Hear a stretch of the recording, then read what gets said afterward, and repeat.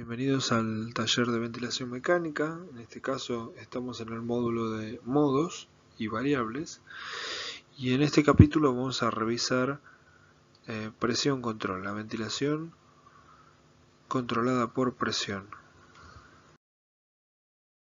Van a ser definir presión control, cuáles son los parámetros que se programan, cuáles los que se monitorean y cómo se modifican los parámetros según las necesidades del paciente. Bien, entonces partiendo por la definición. Es un modo controlado, por lo que inicia por tiempo, pero puede asistir, y cuando asiste lo hace a través del sensado del gatillado del paciente o trigger, a través de un sensor de presión o de cambio de flujo. La variable independiente va a ser la presión, que se programa como presión control, y va a ciclar por tiempo. Así que también vamos a programar el tiempo inspiratorio. ¿Cuáles son las variables que vamos a monitorear? Porque son dependientes, tanto el volumen corriente como el flujo. Entonces, supongamos que tenemos un paciente intoxicado con barbitúricos y opiáceos que se encuentra inconsciente, bradimneico y desaturando. No tiene apertura ocular, así que el Glasgow Coma Score, que si bien es un score de trauma, nos puede servir para identificar al paciente que necesita control de la vía aérea, califica en 1, la respuesta verbal con sonidos guturales califica en 2 y localiza el dolor, por lo que califica 5. En total son 8, que es el umbral con el cual deberíamos proteger la vía aérea. Entonces nuestra conducta va a ser intubarlo, conectarlo a RM, y queremos saber qué parámetros vamos a programar si el modo elegido es presión control. Vamos a programar la frecuencia respiratoria, la fracción inspirada y la PIP. Hasta acá no se diferencia mucho de los modos vistos anteriormente. Y ahora sí, la presión control y el tiempo. Aquí tenemos entonces el caso de un paciente que conectamos a ventilación mecánica y que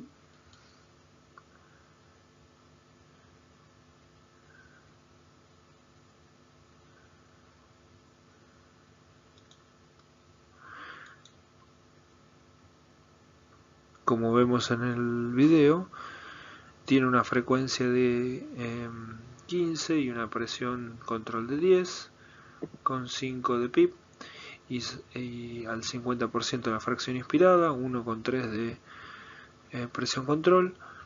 El volumen corriente es de 554. Como vemos en la curva superior, donde se puede monitorear en forma constante y en tiempo real la presión, forma una meseta, que es la variable independiente, que no se modifica durante la inspiración.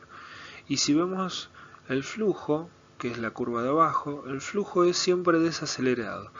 Si el tiempo inspiratorio es lo suficiente como para que se consuma todo el gradiente de presión, va a llegar a 0 y podría incluso tener una especie de pausa inspiratoria.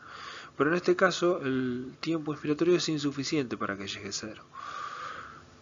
Finalmente, lo que monitoreaba de todas las variables era también la presión media en la vía aérea y la distensibilidad, que en este caso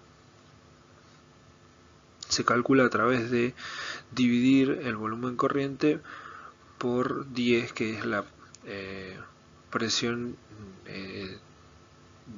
que sale de restar 15, que es la presión pico, menos la PIP. Bueno, y tenemos los parámetros que hemos programado con este paciente y que tenemos que monitorear es flujo y volumen corriente.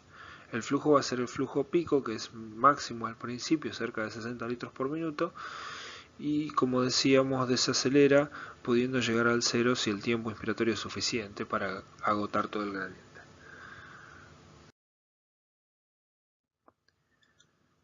Bien, en este caso hemos modificado el respirador, le hemos dado mayor presión, y al darle mayor presión vemos como el volumen corriente ha aumentado, está en 831. La presión pico por ende ha aumentado, el resto de los parámetros está más o menos igual y el pulmón del paciente responde de la misma manera.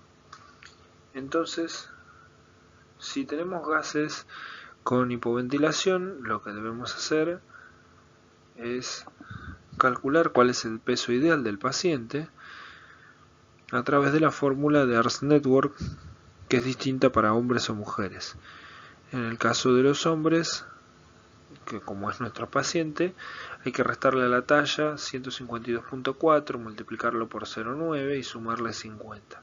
Eso nos da un peso ideal de 88.3, que para 8 mililitros por kilo, que sería lo máximo tolerable, da 706. Es decir, que las modificaciones que hemos hecho para la hipoventilación de nuestro paciente, en este caso, es incluso excesiva y esperaríamos tener alcalosis respiratoria.